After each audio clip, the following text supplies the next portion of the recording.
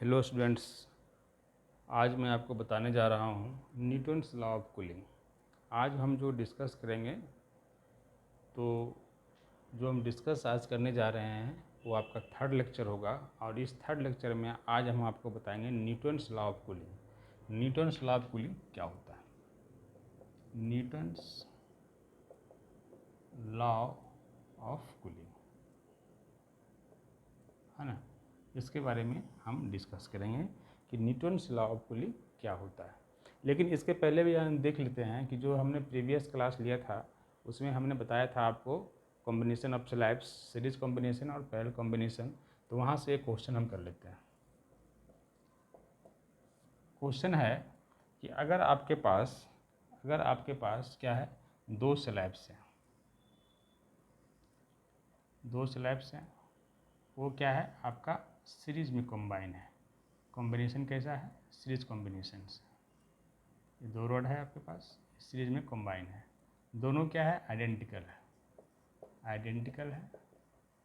ये टेम्परेचर कितना मेंटेन कर रहा है? दिस साइड TH, इधर कितना मेंटेन कर रहा है? इधर मेंटेन कर रहा है आपका हाउ मच? इधर मेंटेन कर रहा है I से आपका, है ना, जो 0 डिग्री सेंटीग्रेड होगा आपका। अगर आइडेंटिकल है तो दोनों का रेजिस्टेंस भी क्या होगा? सेम होगा। तो क्वेश्चन कहता है कि अगर इस आइस को मेल्ट होने में, है ना, इस आइस को मेल्ट होने में 10 मिनट का समय लगता है। कितना समय लगता है? 10 मिनट का समय लगता है। तो इस आइस को the time taken to melt the ice is equal to 10 minute. कितना लग रहा है? 10 मिनट। तो क्वेश्चन है कि अगर इसका कॉम्बिनेशन क्या हो आपका पैरेलल में हो, अगर इसका कॉम्बिनेशन क्या हो? पैरेलल में हो, आपका पैरेलल में हो, तो कितने समय में ये आइस मेल्ट हो जाएगा? कितने समय में ये आइस आपका मेल्ट हो जाएगा? ठीक है ना। ये दो स्लैब्स हैं आपके पास यहाँ भी, ठीक है। ये भी आपका TH है, टेम्परेचर इधर क्या है? आइस है। तो क्वेश्चन है कि अगर आपका ये पैरेलल कॉम्बिनेशन होगा स्लैब्स का, तो कितने टाइम में ये आइस आपका मेल्ट हो जाएगा, है ना। तो क्वेश्चन है फाइंड आउट द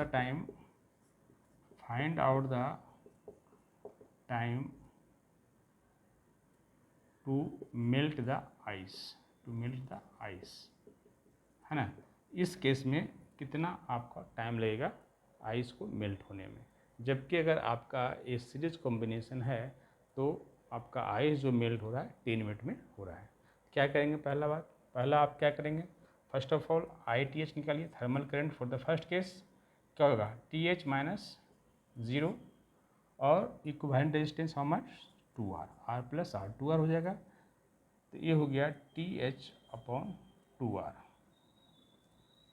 अब बताइए, ये जो आपको मालूम है डेल Q इक्वल टू क्या होगा? ITH into T.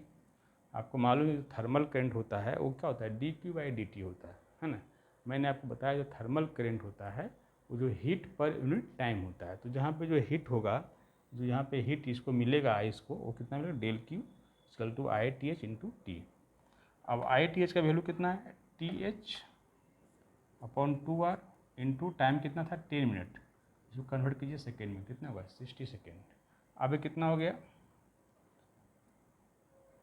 अब इसको ये हो गया कितने? TH upon 2R into 10 into 60, है ना। ये होगा इज इक्वल टू ml, है ना। 10 हीट के बराबर हो जाएगा। इसको जो हीट मिलेगा यहाँ से, जो हीट आएगा, है ना, ये आइस को मेल्ट करेगा। तो आइस मेल्ट कब होगा? जब उसका जो हीट इसको सप्लाई होगा वो किसके बराबर होगा? लेटेंट हीट के बराबर होगा, तभी तो आपका आइस मेल्ट करेगा, है ना। तो इसको इक्वेशन 1 मान लीजिए। दूसरा आपसे क्वेश्चन पूछ रहा है कि अगर आपका कॉम्बिनेशन कुछ ऐसा हो, आइडेंटिकल हो, तो आपका टाइम कितना होगा, टाइम कितना लगेगा इस आइस को मेल्ट होने में। तो इस आइस को मेल्ट होने में जो टाइम टेकन होगा वही आपको निकालना है। तो क्या करेंगे इसमें हम?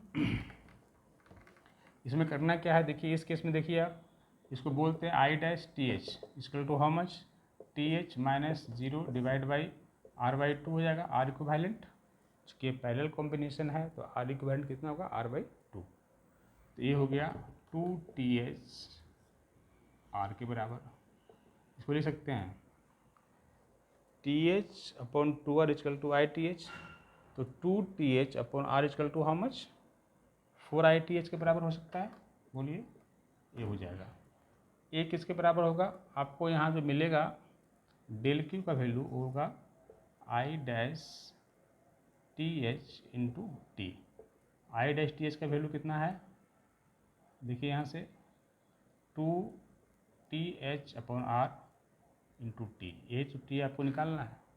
और ये जो हीट यहाँ पे आप सप्लाई करेंगे इस किसके बराबर होगा, ml के बराबर होगा।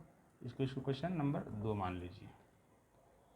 जो आप यहाँ पे हीट सप्लाई करेंगे है ना, वो किसके बराबर होगा, लेटेंट हीट के बराबर हो जाएगा। ठीक है, तो ये जो लेटेंट हीट के बराबर हुआ तो फ्रॉम इक्वेशन 1 एंड 2 देखिए ml सर क्या है, सेम है, तो इसको हम कह सकते हैं from equation 1 and 2, from equation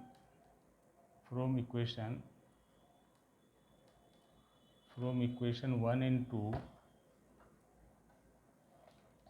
from equation 1 and 2 से क्या होगा, थोड़ा सा यहाँ लिखता हूँ मैं, इस पॉइंट पे लिखते हैं। From equation 1 and 2, from equation 1 and 2 से क्या होगा, देखिए दोनों साइड ml है तो क्या हो जाएगा, 2TH/RT is equal to this one, TH/2R into 10 into 60। ये होगा, बताइए, ये होगा आपका। तो TH से TH कैंसिल, R से R कैंसिल, तो क्या होगा 40 इक्वल टू 10 इंटू 60। तो T इक्वल टू कितना होगा, 10 इंटू 50 इक्वल टू 150 सेकेंड हो गया। तो 150 सेकेंड्स का वैल्यू कितना आएगा, मिनट में कन्वर्ट कीजिए, 2.5 मिनट, 2.5 मिनट। मतलब जो आपका पैरेलल का कॉम्बिनेशन था, वहाँ जो आइस था है ना, जो आपका यहाँ पे पैरेलल कॉम्बिनेशन था, ठीक है ना, यहाँ जो आइस होगा, ये जो आइस था आपका इस पॉइंट पे, उसको मेल्ट होने में कितना टाइम लग जाएगा, उसको मेल्ट होने में लग जाएगा आपका टाइम हाउ मच, 2.5 मिनट। 2.5 मतलब 2.5 मिनट में आपका क्या होगा, वो मेल्ट हो जाएगा। ठीक है ना, 150 सेकेंड को आप मिनट में कन्वर्ट करेंगे है ना, तो आपका क्या होगा, 2.5 मिनट मिलेगा। ठीक है, चलिए, आई थिंक आपको समझ में आ गया होगा।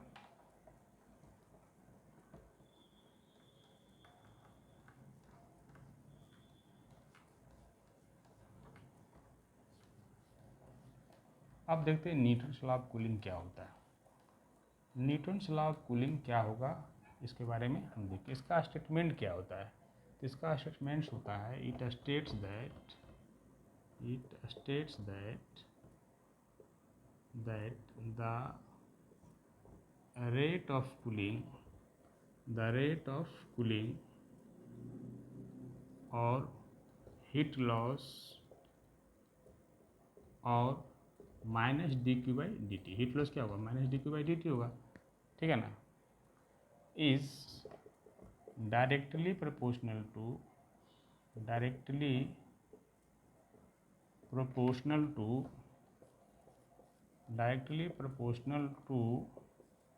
द टेम्परेचर difference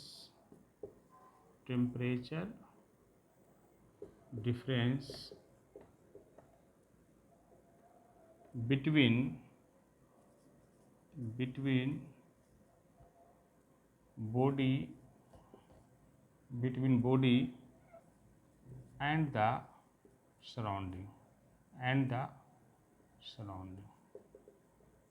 ये आपका स्टेटमेंट है कि न्यूटन्स लॉ ऑफ कूलिंग कहता है ना, it states that the rate of cooling और हीट लॉस, और जो हीट लॉस को बोल सकते हैं minus dQ/dt, is directly proportional to the temperature difference between body and the surrounding. जैसे एक कप ऑफ टी है, उसको आपने रूम में रखा, तो धीरे धीरे क्या होता है, आपका चाय ठंडा हो जाता है। ऐसा क्यों होता है? ड्यू टू द, क्योंकि वो आपका जो टी है, आपका जो चाय है ना, वो धीरे धीरे अपने हीट को लॉस करता है due to the temperature difference between the tea and the room. जो रूम का टेम्परेचर होगा और जो टी का टेम्परेचर होगा, दोनों के बीच में डिफरेंस होगा। इसकी वजह से क्या होगा, आपका वहाँ पे हीट लॉस करेगा। तो इसको अगर मैथमेटिकली फॉर्म में लिखना चाहें तो क्या होगा, minus D Q by D T is directly proportional to T2 minus T1। T2 क्या है? T2 equal to temperature of the body. क्या है? टेम्परेचर ऑफ द बॉडी, ठीक है ना। जो बॉडी को है, जो बॉडी आपके पास है उसका टेम्परेचर है। T1 क्या है? Temperature of the atmosphere. Temperature of the atmosphere, ये एटमोसफियर का टेम्परेचर है, ठीक है ना। तो ये आप इसको ऐसा लिख सकते हैं, ठीक है। ये इसका स्टेटमेंट हुआ। चलिए, अच्छा, ये जो न्यूटन्स लॉ ऑफ कूलिंग जो है, ये valid only for that small temperature difference. देखिए, ये जो न्यूटन्स लॉ ऑफ कूलिंग जो वैलिड तभी होगा जब बहुत ही स्मॉल टेम्परेचर डिफरेंस होगा between the body and the surrounding, तभी ये आपका न्यूटन्स लॉ ऑफ कूलिंग क्या होगा, वैलिड होगा। दूसरा, पहला कंडीशन ये हो गया। दूसरा कंडीशन है कि जो आपको मालूम है कि जो रेडिएशन हो रहा है, जो हीट लॉस हो रहा है बॉडी का, वो क्यों हो रहा है? वो होता है, वो डिपेंड करता है आपका nature of the surface of the body. Body के सरफेस के नेचर पर डिपेंड करेगा वो, है ना। और दूसरा, जो आपका एरिया ऑफ द एक्सपोज्ड है ना, जितना एरिया आपका एक्सपोज्ड हुआ है ना, उस पर डिपेंड करेगा आपका, ठीक है ना। तो ये जो आपका न्यूटन्स लॉ ऑफ कूलिंग है, दो इसमें कुछ कंडीशंस हैं कि ये जो तभी वैलिड होगा जब आपका टेम्परेचर डिफरेंस जो होगा बहुत ही कम होगा between the body and the surrounding, है ना। और दूसरा, ये जो होता है, जो रेडिएशन हो रहा है, जो यहाँ पे जो हीट का लॉस हो रहा है, हीट का लॉस क्यों हो रहा है? हीट का जो लॉस हो रहा है क्योंकि आपका ये डिपेंड करता है nature of the surface of the body. Body के जो सरफेस होगा उसके नेचर पे करेगा, और जो एरिया एक्सपोज्ड हुआ बॉडी के, उस पर डिपेंड करेगा ये, ठीक है। चलिए, आई थिंक आपको समझ में आ गया होगा कि न्यूटन्स लॉ ऑफ कूलिंग क्या होता है। तो न्यूटन्स लॉ ऑफ कूलिंग में एक आपको यहाँ से क्वेश्चन मिल रहा है, इसको हम डिराइव करते हैं। Minus D Q by D T is equal to minus K T2 minus T1। इसको पहला एक क्वेश्चन मान देते हैं, ठीक है। आपको मालूम है T2 क्या है, T1 क्या है, मैंने यहाँ पे लिख दिया। चलिए, अगर हम कंसीडर करते हैं कि let us consider m equal to mass of the body. Mass of the body है, S जो है specific heat of the body है, ठीक है। T2 मैंने लिखा था यहाँ पे, T2 temperature of the body है, टेम्परेचर ऑफ द बॉडी। और मैंने यहाँ पे T1 लिखा था, वो क्या था? Temperature of the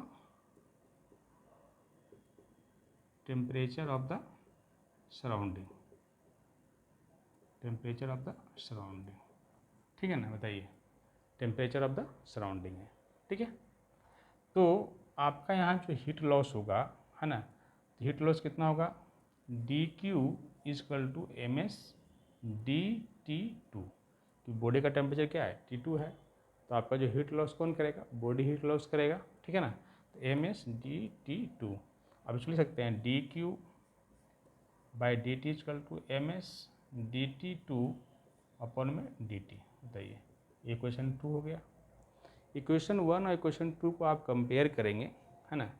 minus D Q by D T, इसको माइनस नहीं, के T2 माइनस T1, है ना, क्योंकि minus D Q by D T is directly proportional to the T2 minus T1 था, तो यहाँ माइनस नहीं होगा, के होगा सिर्फ। के क्या है? प्रोपोर्शनलिटी कांस्टेंट है, के आपका कांस्टेंट है।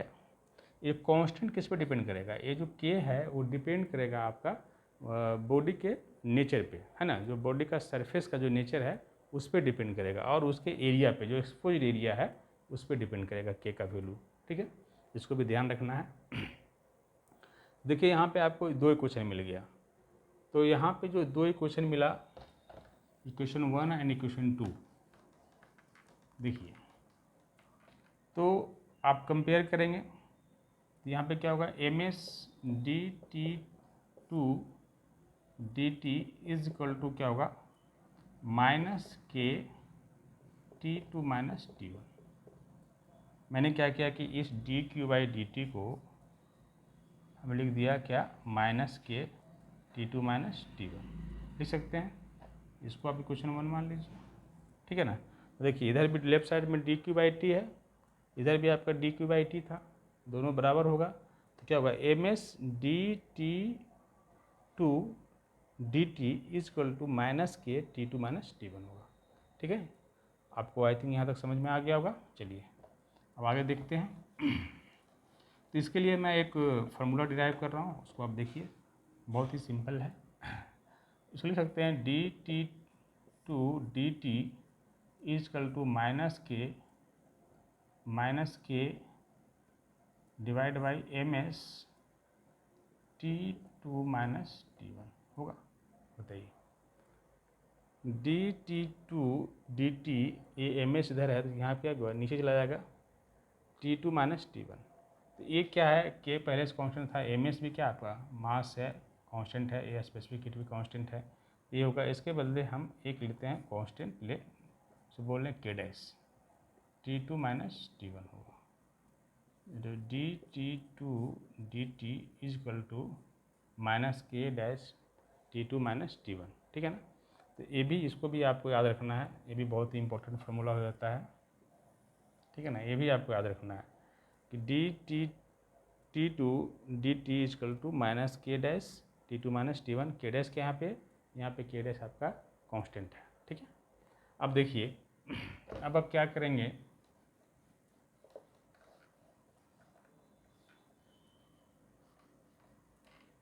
इस डी टी टी टू को नीचे ले आइए, इधर T two minus T one is equal to minus K dash D T कर सकते हैं, बताइए। ठीक है, अब हम दोनों साइड क्या करते हैं, इंटीग्रेट कर देते हैं, दोनों साइड हम इंटीग्रेट करते हैं। ठीक है, तो इंटीग्रेट करेंगे आपको क्या मिलेगा, यहाँ पे log T two minus T one, ठीक है, इज इक्वल टू क्या होगा इधर, minus K dash T plus C, ये होगा। आप इंटीग्रेट करेंगे बोथ साइड्स तो आपको क्या मिलेगा, इसका integration log T two minus T one is equal to minus K dash T plus C, ये मिलेगा, है ना।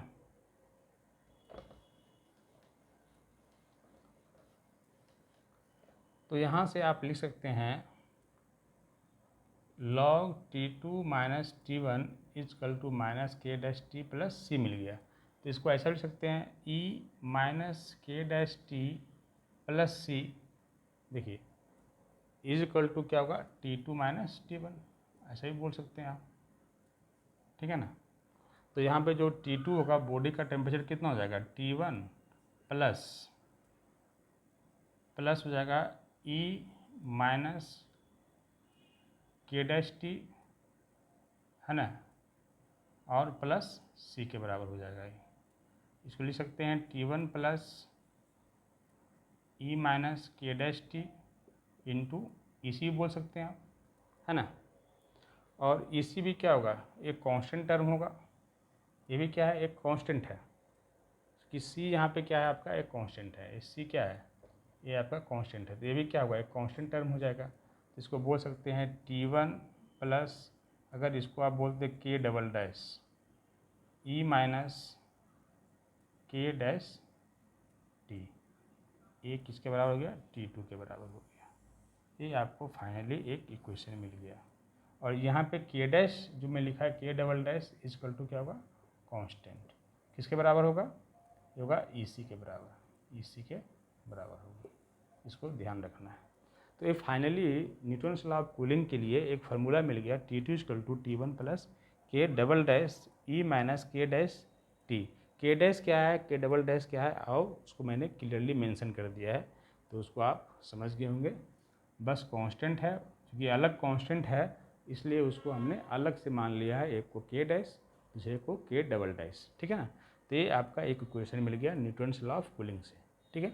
आई थिंक आपको यहाँ तक समझ में आ गया होगा। चलिए अब इस पे बेस्ड एक क्वेश्चन कर लेते हैं।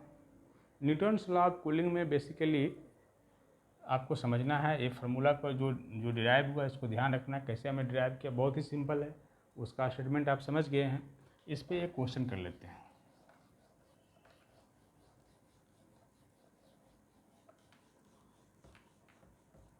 क्वेश्चन है कि अगर मान लीजिए कोई एक बॉडी है ना, कोई लिक्विड है, मान लीजिए कोई एक लिक्विड है, उसको उसका टेम्परेचर क्या है 70 डिग्री सेंटीग्रेड है। मान लीजिए कोई एक आपके पास क्या है, एक लिक्विड है ना। एक लिक्विड को हम क्या करते हैं, कूल करते हैं फ्रॉम 70 टू 60 डिग्री, तो कितना मिनट में लगता है, 5 मिनट, है ना। कोई लिक्विड है, एक लिक्विड को क्वेश्चन है, कोई एक लिक्विड है उसको हम क्या कर रहे हैं, एक लिक्विड है जिसका टेम्परेचर क्या है, ये लिक्विड को हम कूल कर रहे हैं कितना से 70 से 60 डिग्री सेंटीग्रेड तक। ये है 70 से 60 कर रहे हैं, तो कितना टाइम लग रहा है, 5 मिनट, ठीक है। हमारे पास कोई लिक्विड है, वो कितने पे, 70 डिग्री पे है, ठीक है ना। उसको अगर हम 70 से 60 डिग्री तक ठंडा करते हैं, है ना, एक liquid cools from 70 to 60 degree centigrade in 5 minute, है ना। कोई लिक्विड है, ऐसे लिख सकते हैं, ए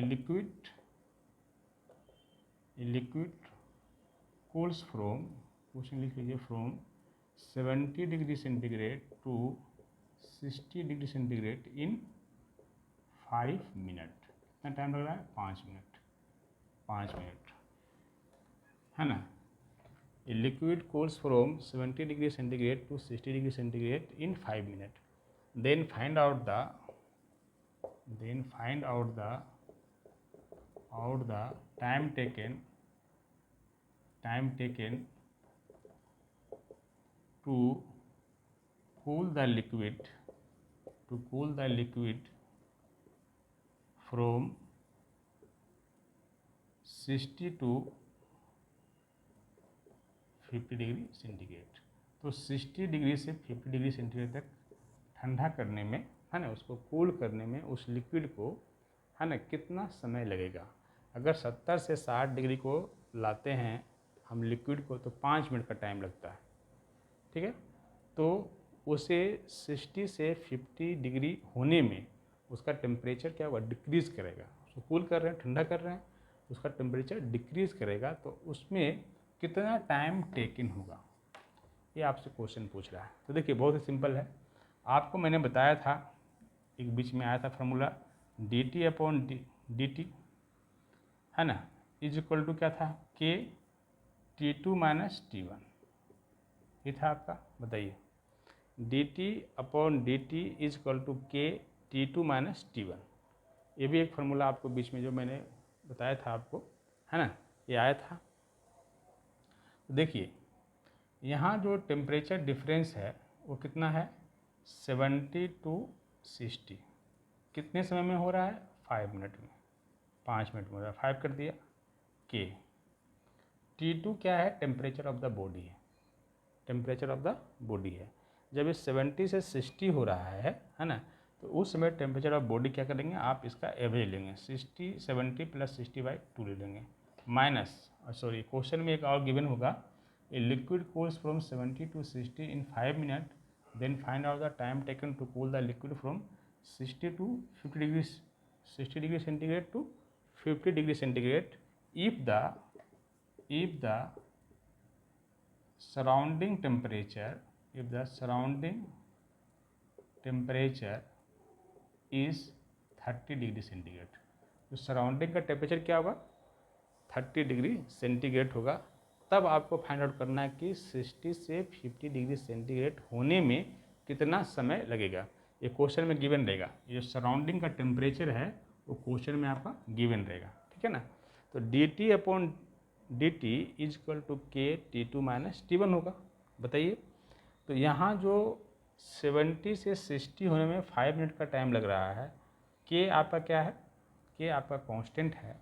तो ये जो टेम्परेचर ऑफ द बॉडी है ना, कब जब ये ठंडा हो रहा है तो क्या करेंगे, एवरेज लेंगे 70 + 60/2, और T1 क्या था, सराउंडिंग का टेम्परेचर कितना है 30 डिग्री सेंटीग्रेड। ये कितना है 30 डिग्री सेंटीग्रेड। इसको सोल्व करेंगे तो आपको वैल्यू क्या मिलेगा, 70 - 60 10/5 के, ये कितना होगा 130/2 -30, तो ये हो गया 2 = के, और 130 है, 130/2 कितना 65 में 30 गया तो हो जाएगा 35। तो के का वैल्यू कितना आ गया, आपको ये मिल गया के = 2/35। पहला आपको ये मिल गया, के का वैल्यू क्या मिला 2/35। एक कब निकाले, जब आपका टेम्परेचर डिक्रीज कर रहा है 70 से 60 डिग्री में, जब आपका लिक्विड को हम ठंडा कर रहे हैं, कूल कर रहे हैं 70 से 60 डिग्री सेंटीग्रेड में, ठीक है ना, उसके लिए आपको वैल्यू मिल गया हाउ मच, के = 2/35। लेकिन आपसे क्वेश्चन पूछ रहा है कि अगर 60 से 50 डिग्री करेंगे तो कितना टाइम लगेगा, ठीक है ना। तो देखिए,